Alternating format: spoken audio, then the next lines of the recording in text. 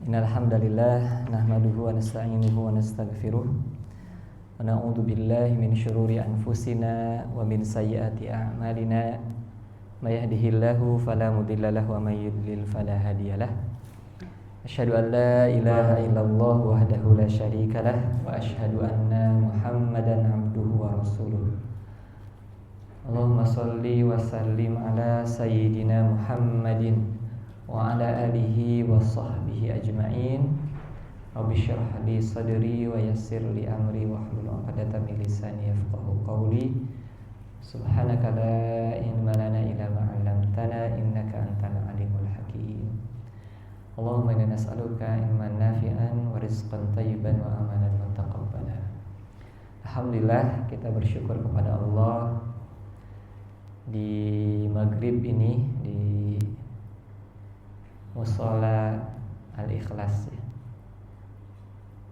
Semoga kita semua Allah ikhlaskan dalam setiap amal soleh kita.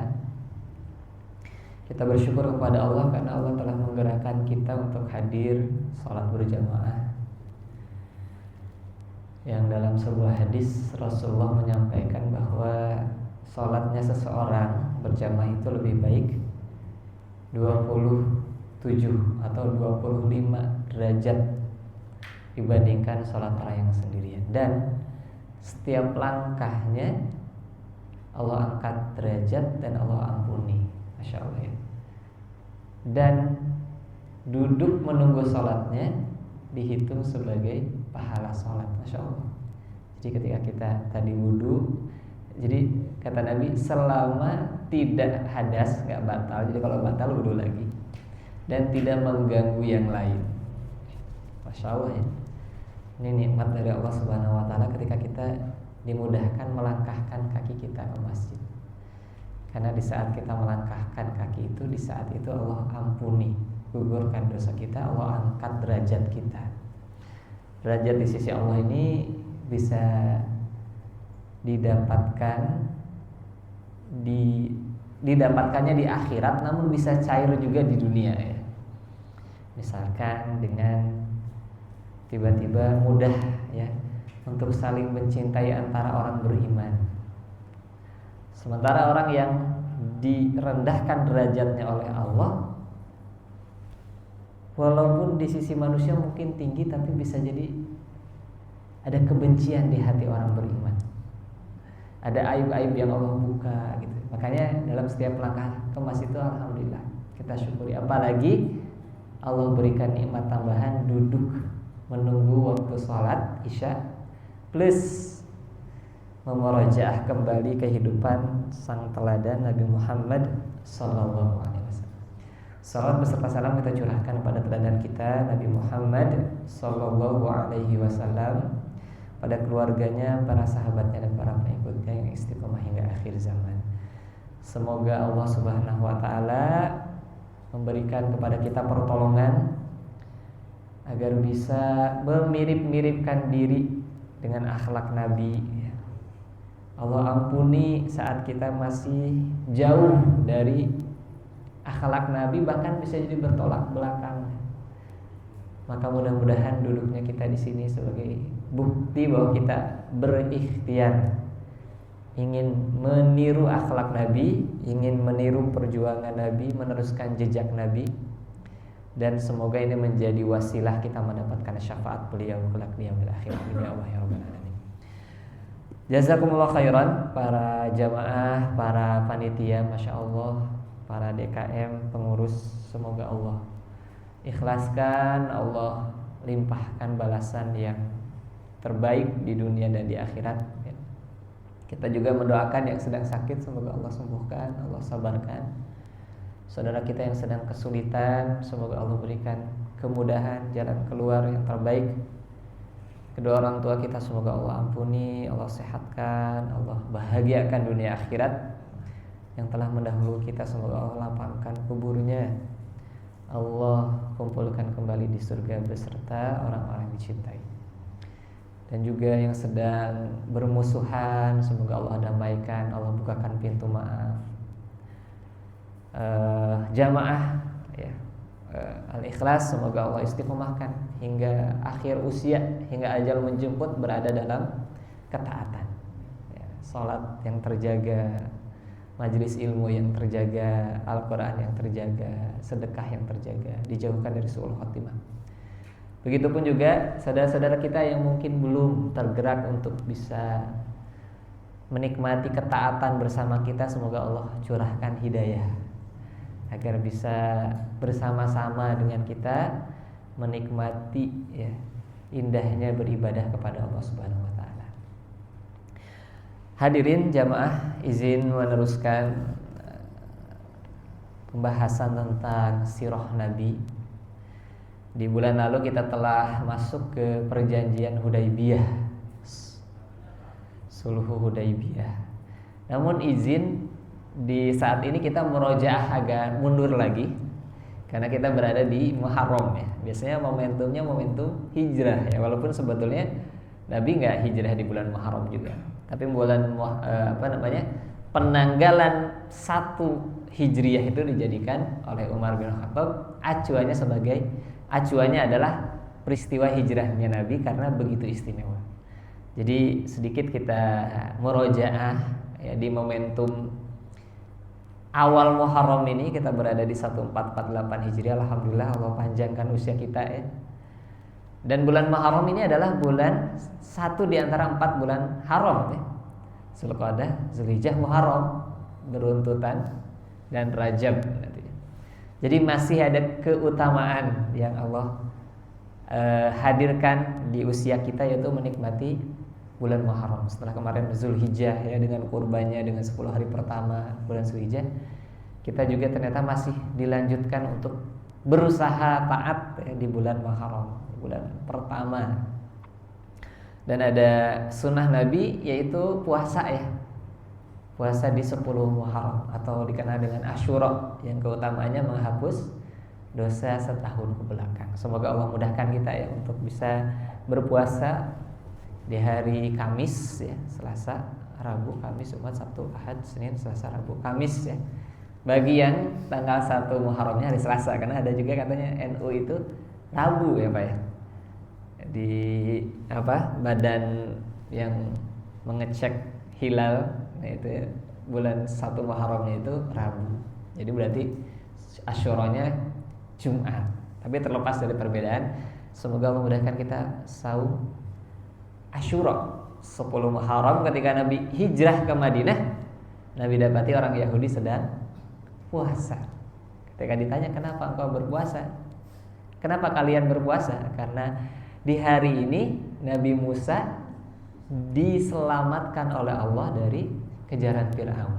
Jadi Bani Israel itu, Yahudi itu mensyukuri ya, mengenang dengan cara berpuasa. Kata Nabi, kalau begitu kami lebih berhak.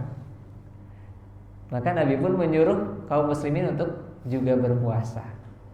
Kenapa? Karena kaum Yahudi itu sebetulnya bukan pengikut Nabi Musa ya. Karena mereka telah mengubah-ubah Taurat kan ya. Mereka ngaku-ngaku aja, ngaku-ngaku pengikut Nabi Musa, tetapi ketika di Taurat disebutkan nanti akan ada Nabi terakhir, Nabi Muhammad SAW, dengan ciri-ciri yang begitu jelas, ternyata mereka menyelisihi. Jadi mereka itu cuman ngaku-ngaku aja, mengklaim nih, karena kami pengikut Nabi Musa, maka kami bersyukur, kami merayakan kemenangan itu, kami pun berpuasa. Kalau istilah kitanya, enak aja kamu ya. Buktinya kamu nggak mengakui aku gitu ya. Maka kata Nabi, kalau begitu kami lebih berhak, kita berpuasa. Masya Allah. Dan maka Nabi ingin menyelisihi kebiasaan orang-orang Yahudi saat itu yang berpuasa di tanggal 10 itu dengan berpuasa sehari sebelumnya. Tasu'a ya, hari 9. Ke-9 itu hari Rabu berarti ya, bertepat. Atau hari ke-11-nya. Tanggal 11 berarti hari Jumat. Semoga Allah mudahkan. Baik, yang pertama kita mencoba berputar lagi di saat Nabi berhijrah itu. Nabi hijrah di 13 tahun di Mekah, Nabi Muhammad SAW berhijrah, kemudian kita coba hadirkan kembali peristiwa tersebut dan orang-orang yang terlibat di dalamnya. Semoga pelajarannya bisa kita ambil semangatnya dan praktekkan dalam keseharian kita, atau minimal menjadi energi kita untuk beribadah, untuk taat, untuk berjuang dalam ketaatan. Misalkan yang pertama di surah At-Taubah. At-Taubah ayat 10. A'udzubillahi minasyaitonirrajim. Ini di antara peristiwa hijrahnya Nabi, Allah rekam salah satunya adalah di At-Taubah ayat 10. Allah Subhanahu wa taala berfirman, maaf, bukan ayat 10 ya. Yang la tahzan innallaha ma'ana, ayat berapa tuh? Atau kita runut dari ini dulu ya. Tadi itu di peristiwa Tabuk. Peristiwa Tabuk itu ayat itu diturunkan. Jadi setelah sekian tahun kita hadirkan kembali. Yang pertama yang ingin saya murojaah adalah pertama Ali bin Abi Thalib.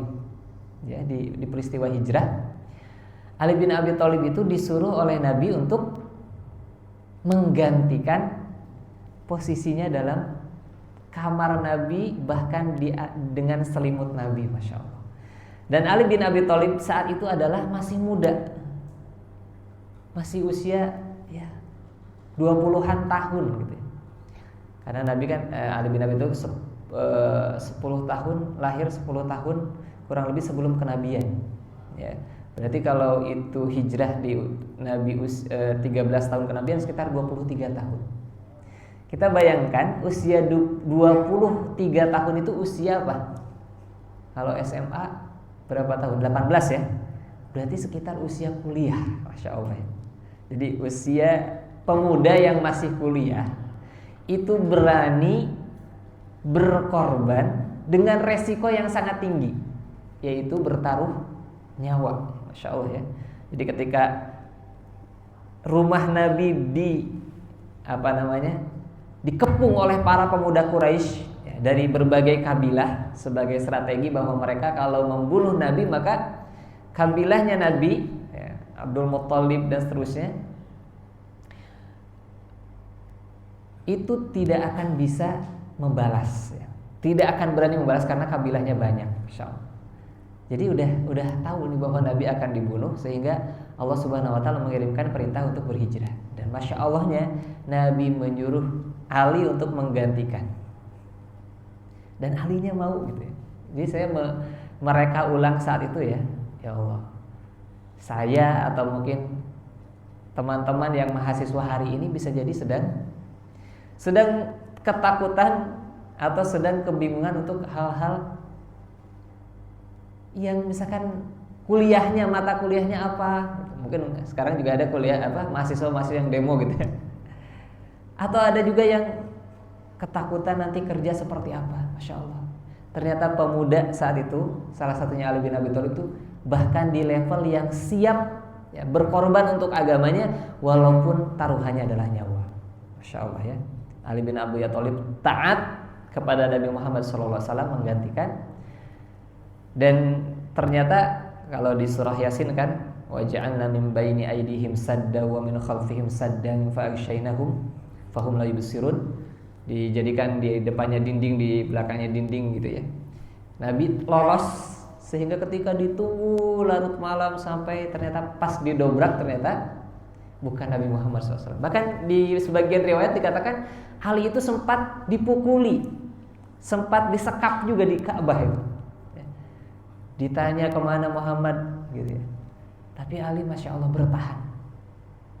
Dan Masya Allahnya Ali juga diamanahi bukan hanya menggantikan Nabi, tapi juga disuruh untuk mengembalikan barang-barang yang diamanahkan kepada Nabi. Masya Allah ya.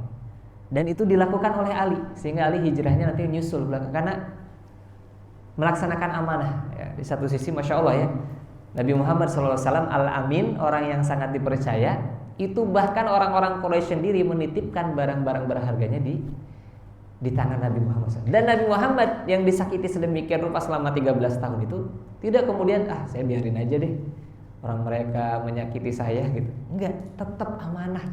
Bahkan kepada masyarakat yang tidak mendukungnya. Masya Allah ya.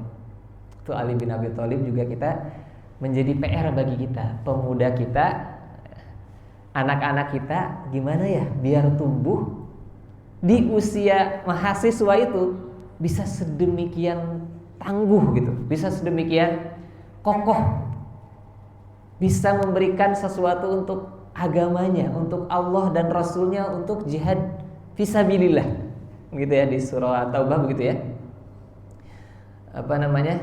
Katakanlah jika perniagaan anak-anak, abnauhum wa ikhwanuhum wa abnauhum dan seterusnya, wa ashiratuhum habu ilallahi wa rasulihi wa jihadin fisabilihi fatarabbasu, maka tunggulah. Masya Allah ya. Jadi kita mesti ya, di bulan Muharram ini salah satunya pelajaran yang mesti kita hadirkan adalah gimana ya agar kita bisa menghadirkan semangat seperti sosok Ali, para pemuda yang siap untuk berjuang di jalan Allah Subhanahu wa taala. Ya, dari mulai yang sederhana ya.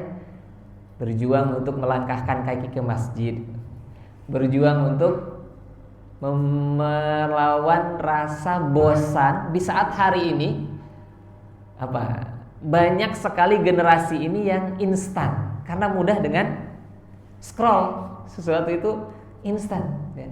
Berapa rilis itu berapa detik ya, mungkin berapa sekian detik itu, sementara Al-Quran itu membosankan. Jadi orang tuh pengen instan sekarang. Nah, generasi yang tangguh itu diantaranya generasi yang dia mampu menaklukkan kebosanan. Itu Ali bin Abi Thalib. Sosok pertama yang kita murojaah. Ya. Sosok yang kedua adalah juga ada Asma binti Abu Bakar. Asma binti Abu Bakar, di antara peran yang Allah hadirkan adalah memberikan bekal. Jadi kan Nabi ngajak Abu Bakar menyiapkan perbekalan, menyiapkan unta. Pergilah ke Gua Thur. Kemudian Gua Thur itu kan ibaratnya biasanya jalur ke Madinah itu melewati jalur mana, ini jalur yang berbeda. Agar apa? Agar tidak kesusul, agar ini strategi Nabi, Masya Allah ya. Jadi hijrah itu mengajarkan kepada kita pelajaran bukan hanya tentang tawakal, tapi pelajaran tentang strategi yang sangat tersusun rapi. Jadi Nabi nggak milih jalan yang biasa. Nabi memilih jalan yang berbeda. Dan Nabi kemudian bermalam di Gua Thur sampai 3 malam, 3 hari. Dan disuplailah logistik atau makanan itu oleh Asma binti Abu Bakar. Dan saat itu Asma sedang hamil, sedang mengandung anak dari Zubair ya, Zubair bin Awam. Asma binti Abu Bakar, seorang sahabiah yang luar biasa. Usianya panjang ya. Nanti ada Abdullah bin Zubair itu yang dibombardir sama Hajjaj bin Yusuf ya. Abdullah bin Zubair. Dan Asma binti Abu Bakar tuh tangguh sekali. Kata Asma, kamu kalau anak saya nih jangan menyerah. Masya Allah, itu usianya 100 tahun. Asma binti Abu Bakar di dalam kondisi hamilnya, dan usianya juga masih muda ya, masih muda karena nikah muda juga, itu masih membela Nabi dan Abu Bakar ayahnya dalam perjuangannya berhijrah ke Madinah. Masya Allah, di usianya yang hamil, Masya Allah. Dan jarak dari Mekah atau Ka'bah ya, dari Masjidil Haram sekitaran Ka'bah ke Gua Thur itu sekitar 4-7 kilo. Gak tahu ya, kalau naik bis mungkin bukan hanya jaraknya yang cukup jauh, tapi juga terjal kan gitu ya. Kalau mungkin yang umroh pernah naik ke situ, itu tidak mudah ternyata. Dan bayangkan ibu-ibu hamil itu melewati jalanan yang terjal itu, bebatuan yang luar biasa gitu ya, dan membawa makanan. Masya Allah, ini wanita yang tangguh juga. Bahkan Asma binti Abu Bakar itu di 2 episode lainnya, yang pertama Ibnu Quhafah, ayahnya Abu Bakar itu pernah mengkhawatirkan, ini Abu Bakar kemana gitu. Apakah dia pergi dengan membawa semua hartanya? Kemudian Asma cucunya gitu ya, itu menenangkan sang kakek dengan, oh ini ada kerikil-kerikil yang ini kayak masih ada harta, padahal itu kerikil. Masya Allah. Jadi Masya Allah Asma binti Abu Bakar. Bahkan ketika pencarian sama para orang Quraisy yang disayembarakan 100 ekor unta bagi yang bisa menangkap Muhammad baik hidup atau mati, maka salah satu yang dituju adalah rumahnya Abu Bakar. Dan yang diinterogasi adalah Asma binti Abu Bakar. Bahkan sampai ditempeleng sampai antingnya lepas. Berarti sekencang apa itu ya? Masya Allah. Tapi Masya Allah tidak bergeming, tidak membocorkan rahasia. Masya Allah ya. Tidak tertarik dengan harta 100 ekor unta. Masya Allah. Jadi sekeren itu. Kalau kita bayangkan ya, di Gaza juga begitu ya. Jadi masyarakat Gaza itu mampu menahan diri dari membocorkan di mana terowongan-terowongan pejuang Gaza itu. Padahal mereka 1 tahun lebih gitu ya, hidup sengsara, tapi mereka gak mau menukar itu dengan harta dunia. Masya Allah. Begitupun Asma binti Abu Bakar. Ini perempuan-perempuan yang tangguh yang mesti kita kemudian berusaha lahirkan hari ini gitu ya, dengan perannya masing-masing. Asma binti Abu Bakar. Ada anaknya yang lain, Abdullah bin Abu Bakar juga, yang tugasnya untuk memata-matai. Masya Allah ya. Jadi memang sudah terstrategikan luar biasa. Jadi Abu Bakar walaupun gak ada WhatsApp saat itu, tapi Abu Bakar dan Nabi Muhammad SAW udah menstrategikan luar biasa. Abdullah ditugaskan untuk menjadi spionase, menjadi mata-mata apa yang terjadi di pusat kota gitu ya. Nanti kemudian dikabarkan. Dan uniknya Abdullah ini ketika pergi ke Gua Sur, dia akan kembali lagi di subuh harinya ke Mekah. Jadi dia dari siang hari hadir di pertemuan-pertemuan, mendengarkan desas-desus dan strategi. Ada yang nyari ke sana, nyari ke situ. Masya Allah. Ibaratnya kalau hari ini kan medsos ya, dia apa nih yang viral dan seterusnya gitu. Dan baru kemudian dia melaporkan kepada Nabi Muhammad SAW dan Abu Bakar. Masya Allah. Jadi sekeren itu. Dan itu juga anak muda. Masya Allah ya. Jadi Asma binti Abu Bakar juga anak muda, Ali bin Abi Thalib juga anak muda, Abdullah bin Abu Bakar juga anak muda. Masya Allah ya. Makanya kita bersyukur ketika ada teman-teman yang pemuda yang menghidupkan masjid ini, baik yang ikhwannya ataupun yang akhwatnya. Karena disitulah titik awal kebangkitan Islam itu di hijrah ini. Ada Abdullah bin Abu Bakar. Ada lagi yang siapa itu yang menghapus jejaknya Abdullah bin Abu Bakar. Itu saking sedetail itu. Jadi Abdullah bin Uraikid ya, jejak kaki Abdullah itu jangan sampai ketahuan. Masya Allah, sedetail itu. Jadi Islam itu dan Nabi Muhammad SAW itu mengajarkan kalau sesuatu itu nggak sporadis, nggak ngasal gitu ya. Sampai-sampai siapa yang ditugaskan untuk menghapus jejak itu dipikirkan. Masya Allah. Hijrah ini juga menjadi pelajaran kita tentang sebuah itqon ya, profesionalisme gitu. Melakukan sesuatu dengan hal yang terbaik gitu ya. Dengan cara menggembalakan kambingnya ya, puluhan atau mungkin ratusan kambing, dan sekaligus memberikan susunya. Masya Allah.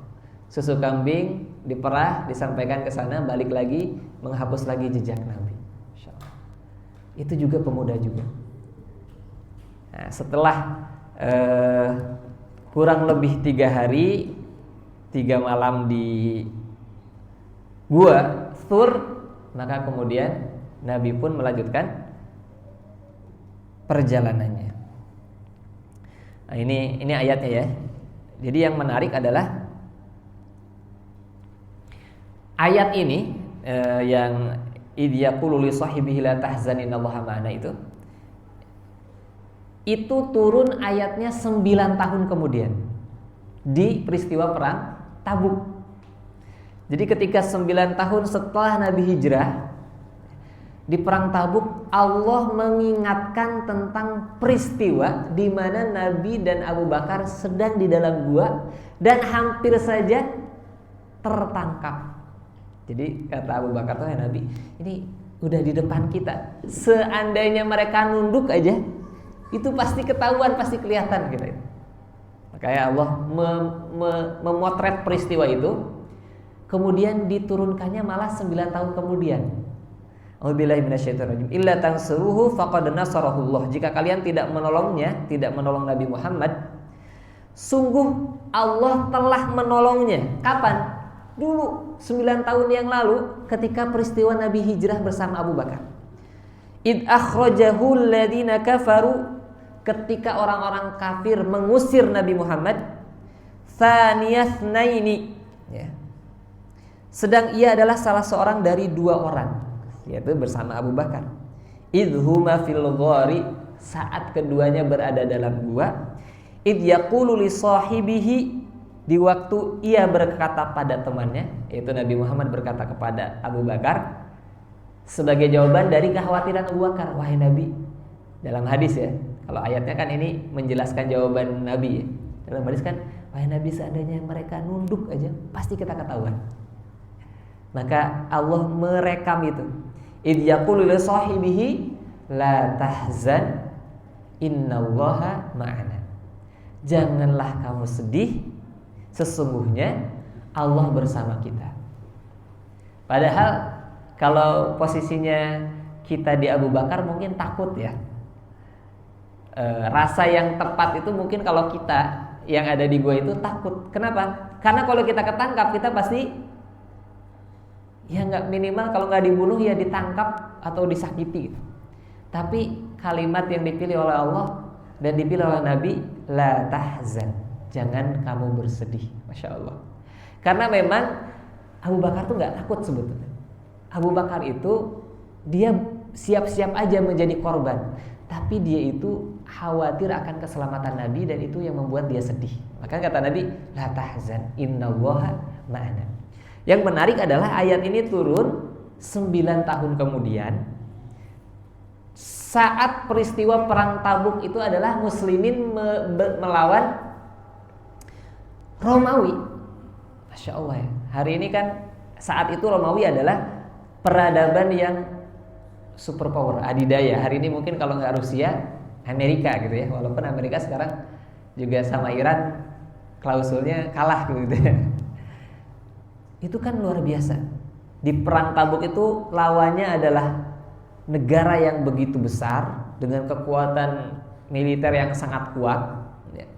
Kemudian terjadi di saat musim panas, jaraknya sangat jauh, dan kemudian sebentar lagi kebun-kebun kurma di Madinah, kan udah di Madinah kan udah hijrah, itu panen. Jadi banyak ujiannya, udah mah jauh, udah mah panas ya, sedang panas-panasnya. Udah gitu pasukan yang dihadapi ini negara superpower, udah pasti kalahnya, udah pasti. Udah gitu ada godaan internal, sedang panen. Nih sayang nih kalau ditinggal nih.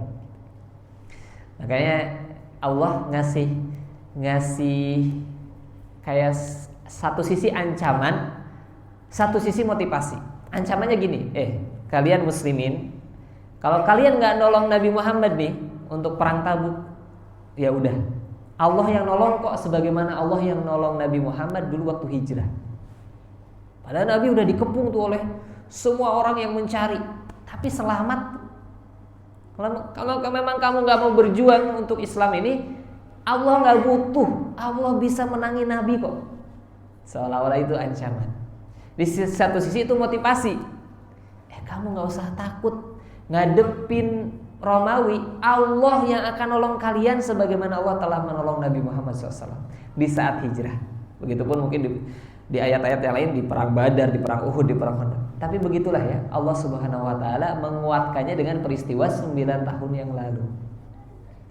Bagaimana peristiwa yang sederhana itu, yang cuma 2 orang itu menjadi kekuatan yang Allah jadikan biar kaum muslimin mau berperang di peperangan Tabuk itu.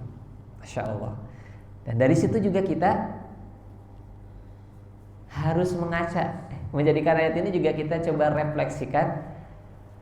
Oke, sekarang ada jihad apa nih? Kan jihad kita berbeda-beda ya. Ada yang berjihad mendidik anaknya, ada yang berjihad, mohon maaf, misalkan melunasi hutangnya. Kan begitu ya, Nabi Muhammad SAW itu berdoa di setiap harinya. Salah satu zikir petangnya, min golabatid dain. Ya Allah, aku berlindung kepadamu dari keterlilitan hutang. Jadi Nabi itu berlindung gitu ya. Bahkan Nabi tidak jadi menyolatkan jenazah yang masih punya hutang. Jadi satu sisi kan hutang ini menjadi suatu hal yang dihindari oleh Nabi. Jadi ketika Nabi menyolatkan, apakah dia apakah dia punya hutang? Iya, kalau begitu kalian aja yang nyolatin. Masya Allah. Sedemikian Nabi mewanti-wanti umatnya jangan sembarangan berhutang. Kenapa? Karena ketika Nabi mendoakan ampunan, dia masih ada sangkutan dengan hamba Allah yang lain. Jadi kayak ada penghalang gitu. Makanya Nabi kan kalau berdoa pasti dijabah oleh Allah, maka Nabi nggak memilih. Dan itu sebagai warning, sebagai kewaspadaan sosial, kalian jangan bermudah-mudah berhutang ya. Kayak ada yang berjihad dalam melunasi hutang-hutangnya. Walaupun sebenarnya di perang Khaybar di 7 tahun, sebenarnya nanti harusnya kita secara kronologis kita ke perang Khaybar. Semenjak perang Khaybar kan kaum muslimin berlimpah ya, hartanya, karena ghanimah dari Yahudi itu banyak sekali. Maka kata Nabi, kalau ada jenazah yang berhutang, biar saya yang nanggung. Gitu ya. Jadi Nabi itu bukan benci ke hutangnya, bukan, karena Nabi sedang memberikan pelajaran aja gitu ya, agar kita tidak bermudah-mudah, tidak mengembalikan hak orang lain, hak sahabat. Makanya ketika Nabi hendak, di salah satu riwayat itu Nabi hendak tidak mau menyolatkan, itu ada sahabat yang lain yang siap menanggung hutang jenazah tersebut. Wahai Nabi, saya yang akan menanggungnya. Maka Nabi pun kemudian menyolatkannya. Kemudian sehari 2 hari ketemu lagi sama sahabat ini. Nabi bertanya, sudah dibayarin belum? Nah baru kemarin Nabi, maksudnya belum gitu ya. Nah kata Nabi, bayarin. Akhirnya dia bayar, kemudian dia laporan. Maka kata Nabi, nah sekarang jenazahnya sudah dingin. Jadi ternyata apa yang dilakukan di atas bumi itu mempengaruhi kondisi mayit di bawah bumi. Masya Allah. Jadi kalau hanya baru akad aja itu belum. Kalau ada hutang silakan bisa menghubungi kami, itu belum tuh. Tapi ketika kita berusaha melunasi itu, nah itu baru ternyata itu mendinginkan jenazah saudara kita. Jadi kita berjuang sebagaimana Allah mengingatkan dulu, Allah yang nolong. Kalau kalian berjuang, Allah yang nolong. Jangan sampai kita digantikan. Dan perjuangan kita tadi beda-beda ya. Ada yang berjuang untuk menghidupkan masjid. Masya Allah. Ini masjid kenapa? Jadi selain dia memikirkan dirinya sendiri dan keluarganya, dia juga memikirkan masjidnya. Ini gimana ya masjid biar gak bocor. Ini gimana ya masjid biar banyak jamaahnya. Gitu. Ada yang memikirkan lingkungan. Ini gimana nih biar sampah gak numpuk. Itu adalah jihadnya masing-masing kita. Ya, barang siapa yang berjihad di jalan Allah, lanahdiyannahum subulana, Allah akan memberikan petunjuk jalan kami. Masya Allah. Itu bab hijrahnya Nabi yang perlu kita hadirkan kembali, dan banyak juga peristiwa-peristiwa yang lain. Kemudian juga ketika Nabi berhijrah juga banyak gitu ya, pelajaran-pelajaran. Salah satunya misalkan Nabi menyewa guide yang dia adalah bukan muslim, Tapi Nabi kemudian profesional bahwa untuk hal-hal yang tidak berkaitan dengan akidah maka boleh bekerja sama dengan non-muslim dan seterusnya sampai peristiwa-peristiwa yang lain. Yang kemudian salah satu pelajaran yang bisa kita ambil adalah bagaimana momentum hijrah ini atau hijriyah ini menghadirkan kembali untuk bisa berjihad. Dan kalau bagi saya salah satunya adalah bagaimana mencetak pemuda-pemuda yang siap berkontribusi dalam memperjuangkan agama Allah ini dengan berbagai halnya, gitu ya. Itu salah satu murojaahnya. Wallahu a'lam. Mungkin sebelum masuk ke Khaybar ada tambahan dulu pelajaran-pelajaran atau diskusi, dipersilakan. Ya, silakan.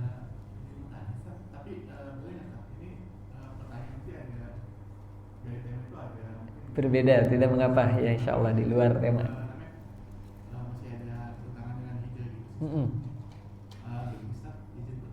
Ya.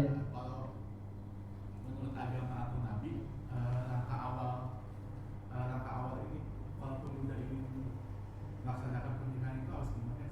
Pemuda ingin melaksanakan pernikahan, masya Allah.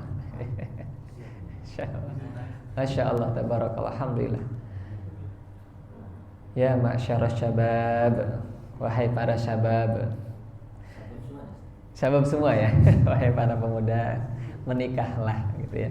Itu ternyata siapa yang tidak menikah maka dia telah meninggalkan sunnahku dan bukan golonganku. Jadi Nabi SAW mendorong. Tapi hari ini tuh memang luar biasa ya.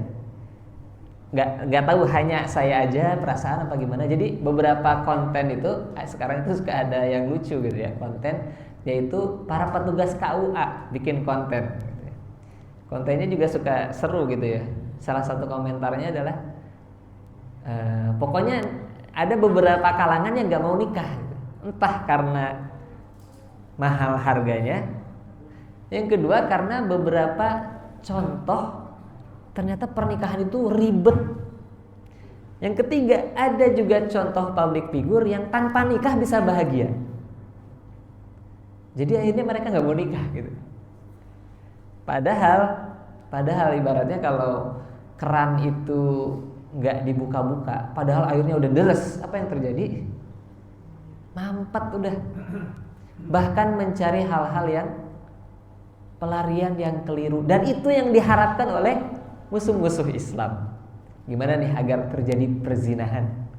Gimana nih agar anak-anak muda tidak produktif? Dia nggak tenang hatinya karena nggak bisa nikah dan nggak mau nikah. Gimana caranya? Insya Allah. Akhirnya dibikin berbagai upaya agar anak-anak remaja Muslim ini nggak mau nikah. Akhirnya pelariannya kemana dan kemana dan kemana dan kemana. Jadi sementara di satu sisi Nabi menganjurkan menikah. Jika kamu telah ba'ah itu mohon maaf, sudah bisa melakukan hubungan suami istri, sudah bisa, itu udah mampu itu satu, dia mampu secara biologis, yang kedua mampu untuk mencari nafkah, udah menikahlah. Jika belum mampu maka saumlah. Jadi itu diantara anjuran-anjuran Nabi, salah satu hadisnya adalah yang sering kita dengar ya. Nah, bagaimana persiapannya? Masya Allah ya. Kalau menarik, jadi kalau Ali bin Abi Thalib itu yang tadi kita sebut di awal, itu 2 tahun kemudian setelah hijrah itu, di peristiwa Ba'da perang Badar itu, melamar Fatimah, anaknya Nabi, dalam kondisi ekonomi yang sulit. Masya Allah ya. Jadi awalnya Ali juga gak berani, karena kan sebetulnya tumbuh bareng di rumah Nabi kan. Jadi sebagaimana Nabi kecil tinggal di rumah Ali, di Abu Thalib, maka Nabi berterima kasih dengan cara, Ali kamu tinggal di rumah saya aja. Di situ ada anak Nabi siapa? Fatimah kan salah satu. Jadi Ali dan Fatimah itu tumbuh bareng gitu. Tentu dengan berbagai batasan-batasan yang ada. Jadi Ali sudah tahu karakter Fatimah sebagaimana Fatimah sudah tahu perangainya Ali. Tapi Ali juga nggak langsung berani melamar, karena sempat mendengar Abu Bakar dan Umar melamar Fatimah. Jadi ternyata sahabat melamar anak sahabat di zaman Nabi itu biasa. Makanya Nabi menikahi anak Umar, Hafsah ya, menikahi anak Abu Bakar, Aisyah gitu ya. Begitupun Umar atau Abu Bakar mau menikahi anak Nabi, sebagaimana Utsman menikahi anak Nabi kan, Ruqayyah dan Ummu Kulthum. Makanya Ali itu diam. Ketika ditolak, baru Ali masuk. Dan subhanallah di riwayatnya disebutkan bahwa Ali nggak punya mahar. Sampai Nabi yang membantu meminjamkan maharnya. Masya Allah. Kamu punya baju perang, jual. Habis itu ditambahin lagi sama unta. Bahkan di riwayatnya itu untanya malah disembelih sama Hamzah. Pada itu unta yang mau dijadikan buat walimah. Satu-satunya unta buat walimah. Jadi ada satu buat mahar ya, dari baju perang yang dijual. Yang kedua, ada satu unta yang dijadikan untuk walimah, untuk disembelih. Ternyata disembelih oleh Hamzah sehingga tidak bisa jadi walimah. Jadi yang menarik salah satu pelajarannya bahwa ternyata Ali bin Abi Thalib dengan berbagai keterbatasan yang ada, dia Allah mudahkan tetap bisa menikah. Bahkan kan di Urjuzah ini disebutkan at-tahir, pernikahan yang begitu suci ya di perang Badar itu. Kenapa? Subhanallah, melahirkan siapa? Pernikahan yang sederhana yang boleh jadi disebutkan ngutang gitu ya, disajikan ngutang disebutnya ya. Karena oleh Nabi itu dikasih tuh untanya. Pernikahan yang sederhana kemudian malah melahirkan pemuda surga. Siapa itu? Pemimpin para pemuda di surga, Hasan dan Husain. Masya Allah. Jadi mungkin hari ini ya bisa jadi para pemuda ini dibuat ribet gitu bahwa ternyata kalau nikah harus begini. Nah, makanya kita sebagai golongan tua, saya tua nggak ya? Mudah-mudahan tidak mempersulit, karena ternyata angka zina ini masih banyak gitu. Angka perzinahan tuh masih banyak. Bahkan hari ini bukan hanya zina laki-laki dan perempuan ya. Bahkan hari ini laki-laki dengan laki-laki ya. Di PNJ ya terakhir bulan lalu tuh, Masya Allah, perempuan dengan perempuan, Masya Allah. Jadi godaannya jauh lebih besar. Tapi ketika pernikahan ini dibuka, maka kemudian laki-laki dan perempuan ini telah menyalurkan hasratnya dalam kebaikan, maka ia bisa produktif untuk ketaatan-ketaatan yang lain. Masya Allah ya. Jadi memang ekosistem. Jadi orang tua mendukung, kemudian juga anak-anak mudanya disiapkan. Jangan sampai hanya sekedar semangat. Banyak itu ya. Jadi angka perceraian itu diantaranya karena belum siap menjadi suami dan istri. Jadi ketika pacaran yang ditampilkan yang bagus-bagus, ketika sudah berumah tangga ternyata seperti ini gitu ya. Akhirnya mereka ada badai, ada angin sedikit, mereka sudah cerai. Masya Allah. Wallahu a'lam bishawab. Mungkin ada tambahan dari praktisi yang sudah puluhan tahun menikah ya. Iya, silakan. Tapi kalau saat laki-laki yang udah memiliki saat nikah itu apa aja? Oh iya. Ekonomi udah bagus atau imannya harus ada. Iya. Sekarang dari Ustaz itu gimana sih? Hal apa aja yang harus disiapkan untuk menikah? Masya Allah. Ini mudah-mudahan Allah mudahkan. Waktunya dekat nih kayaknya. Sudah serius ya pertanyaan. Ya, jadi wallahu a'lam. Ini jatuhnya lebih ke sharing ya mungkin ya. Kesiapan itu kan relatif ya. Ada orang yang menunggu siap sampai ekonominya mapan. Ternyata setelah berumah tangga banyak juga masalahnya gitu ya. Ada yang bahkan dalam tanda kutip nikah muda dan dicibir lah ya sama sebagian kalangan. Emang kamu bisa gitu? Belum punya penghasilan tetap, belum punya rumah, belum punya itu. Ternyata juga aman-aman aja sampai sekarang. Sementara yang pacaran sekian tahun dengan harta yang sangat stabil, cerai juga. Jadi akhirnya persiapan ini memang mesti kita dudukan seperti tadi yang disinggung ya, Ali bin Abi Thalib. Dengan kondisi ekonomi yang sangat jauh dari mapan, karena di antara sahabat Nabi yang dijamin masuk surga itu Ali yang miskin gitu ya. Tapi miskinnya miskin pilihan, karena Nabi Ali itu juga dapat harta-harta rampasan perang. Jadi ternyata bukan ekonomi yang menentukan, walaupun ekonomi juga penting ya, agar jangan sampai pernikahan itu juga menjadikan momentum minta-minta, membebani dan seterusnya. Dan yang paling penting sebetulnya ilmu dan iman. Mungkin itu ya Mas Adit ya. Ilmu dan iman. Karena secara kaidah al-ilmu qoblal amal. Ilmu sebelum amal secara keseluruhan ya, mau apapun gitu. Nah, ini adalah amal. Kalau kita ibadah ini, majelis ilmu paling cuma 45 menit selesai. Kalau kita ngantuk bertahan. Nah, ibadah yang begitu panjang adalah ibadah nikah gitu. 24 jam sehari sekian tahun. Setiap suapannya adalah sedekah, bahkan lebih baik dibanding bersedekah kepada orang miskin, orang yatim, mujahid fisabilillah. Kita satu suap kepada istri kita itu adalah lebih baik dari itu semua. Masya Allah, itu ibadah kan sepanjang itu ya. Jadi al-ilmu, satu ilmu. Kita harus tahu apa tanggung jawab atau hak dan kewajiban sang suami. Bagaimana kalau istri melakukan kesalahan, dan itu ada ya di surah Al-Baqarah, wa'ashiruhunna bil ma'ruf. Perlakukanlah mereka dengan ma'ruf, dengan baik. Ar-rijalu qawwamuna 'alan nisa. Laki-laki adalah pemimpin bagi perempuan. Itu clue-clue yang Allah tampilkan. Dan ilmu itu juga bisa kita langsung baca secara praktis dari para pendahulu kita, para contoh kita. Kan kalau di Indonesia, kalau dulu ya katanya yang tipe contoh pasutri yang baik, misalkan siapa? Ikang Fauzi sama siapa itu yang wafat ya. Wah, ini nggak bercerai sekian bertahun, nggak pernah ini. Mungkin di balik itu ada kita mah muslim udah punya prototipe yang sangat paripurna. Siapa? Rasulullah SAW. Itu udah Allah jamin itu. Contoh aja itu. Apakah keluarga Nabi sepi dari konflik? Enggak.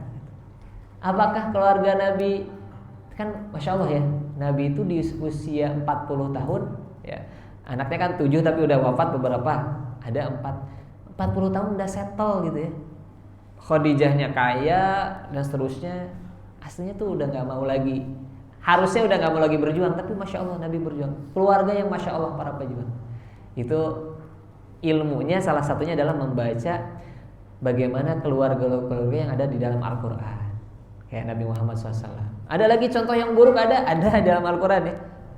Siapa? Abu Jahal, Abu Lahab, tabat yada Abi Lahab wa tab. Pemimpin perempuannya juga begitu juga, jelek dengan jelek dan seterusnya. Dalam hadis. Iman tuh hari ini Masya Allah ya. Ini banyak keluarga yang terakhir itu ada yang Gojek yang diangkut sama Dishub ya. Pak saya nggak ada uang Pak saya. Itu kasihan gitu melihatnya. Itu Masya Allah. Itu kalau istrinya tidak beriman kepada Allah ya, itu kan berat sekali. Suaminya bekerja misalkan ya, terus tiba-tiba motornya benar-benar diangkut, terus nggak bisa ngebawa apa-apa. Itu keluarga di saat kondisi sedang di bawah, imannya nggak ada juga, udah miskin harta, miskin iman. Tapi kalau miskin harta tapi imannya nggak miskin, seperti siapa? Siti Hajar. Ketika Siti Hajar ditinggalin sama Ibrahim, kata Siti Hajar, ayah ini beneran tega ninggalin nih. Diam gitu ya Ibrahim. Ya ayah, ini kita tinggalin di sini nggak ada siapa-siapa ayah. Diam gitu ya. Pas ditanya, ayah apakah ini perintah Allah? Maka Ibrahim baru jawab, iya, ini Allah yang. Lihat keimanannya Hajar, Siti Hajar. Yang keimanan ini akan mempengaruhi Ismail nanti ketika disembelih. Kata Siti Hajar, kalau Allah yang nyuruh, Allah gak akan nyanyain. Masya Allah itu keimanan yang luar biasa dari Siti Hajar. Itu Masya Allah. Makanya kan kalau Bang Haji Roma Irama perhiasan yang paling baik gitu ya. Itu hadis ya, dari hadis ya. Perhiasan yang paling ini adalah wanita soleh karena luar biasa itu. Kata Siti Hajar, nggak apa-apa, aman. Kalau udah Allah aman, Masya Allah ya. Itu luar biasa tuh. Jadi baik istri ataupun suami mesti memiliki ilmu dan iman. Kan kadang-kadang begitu ya ujiannya, suaminya udah pengen bener, pengen hijrah, dapat istri yang misalkan yang sulit untuk diajak bareng gitu ya. Makanya kata Nabi kan, pilih tuh yang cantik ya, rupanya yang kamu suka gitu ya. Itu kita tidak nafikan. Kemudian juga yang jelas nasabnya gitu, siapa ayahnya. Bahkan kalau dia ayahnya itu adalah keluarga yang baik-baik itu. Kemudian yang wadud, yang penuh cinta. Walud, yang subur. Dari mana kita tahu suburnya? Biasanya dilihat dari keluarganya. Oh, ternyata dia punya anak banyak saudaranya. Kemungkinan dia membawa gen subur dari ibunya tuh, dari orang tuanya. Itu boleh. Walaupun juga nggak mesti ya. Tapi kata Nabi, dari semua faktor kriteria itu maka yang terbaik adalah agama. Karena betapa banyak orang yang cantik, orang yang keturunannya baik, orang yang penyayang saat nikah, kalau agamanya minus, itu menjadi siksaan. Ya, Masya Allah ya, menjadi siksaan sepanjang. Karena istrinya begitu, kayak Nabi Nuh gitu ya. Nanti anaknya juga ngaruh. Ya, ngaruh kepada anak, bagaimana mendidik anak. Jadi Masya Allah ya, mudah-mudahan bagi yang belum menikah dimudahkan, kemudian mendapatkan jodoh yang terbaik, yang bareng-bareng beribadah kepada Allah.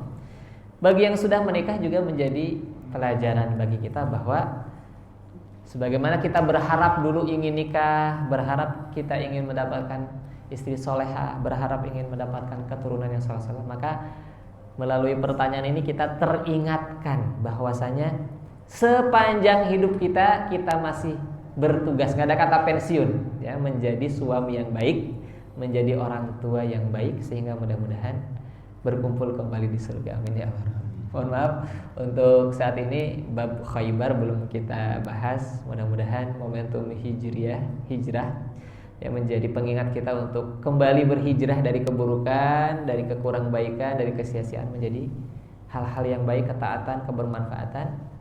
Kemudian juga kita berharap Allah mudahkan kita untuk saum Tasu'a, Asyura nanti, minimal Asyura, dan semoga Allah jadikan wasilah mengampuni dosa-dosa kita. Mohon maaf atas segala kekurangannya. Kita tutup dengan doa kafaratul majlis. Subhanaka Allahumma wa bihamdika asyhadu an la ilaha illa anta astaghfiruka wa atubu ilaik. Billahi taufiq wal hidayah. Wassalamualaikum warahmatullahi wabarakatuh. Astagfirullah.